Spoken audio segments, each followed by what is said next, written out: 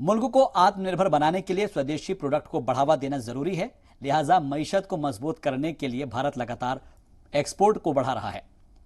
सरकारी आंकड़ों के मुताबिक भारत ने फाइनेंशियल ईयर 2021-22 के दौरान दुनिया को 422.2 बिलियन डॉलर के प्रोडक्ट और सर्विस का एक्सपोर्ट किया है, जो किसी भी एक फाइनेंशियल ईयर में भारत का अब तक का सबसे ज्यादा एक्सपोर्ट है।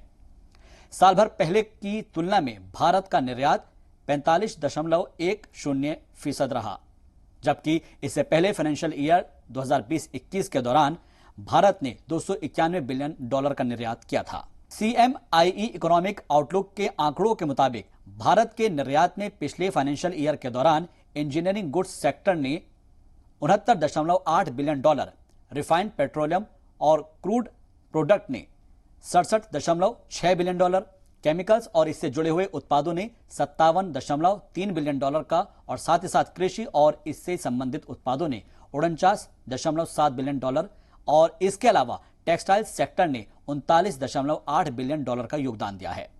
भारत के ट्रेडिंग पार्टनर्स की बात की जाए तो अमेरिका ने लंबे वक्त से टॉप पर काबिज रहे चीन को पीछे छोड़ दिया है। पिछले फाइनेंशियल ईयर के दौरान भारत ने अमेरिका को 76.2 बिलियन डॉलर का एक्सपोर्ट किया है, जबकि UAE भारत के लिए दूसरा सबसे बड़ा एक्सपोर्ट डेस्टिनेशन रहा है। भारत ने इस देश को 28.1 बिलियन डॉलर का एक्सपोर्ट किया है।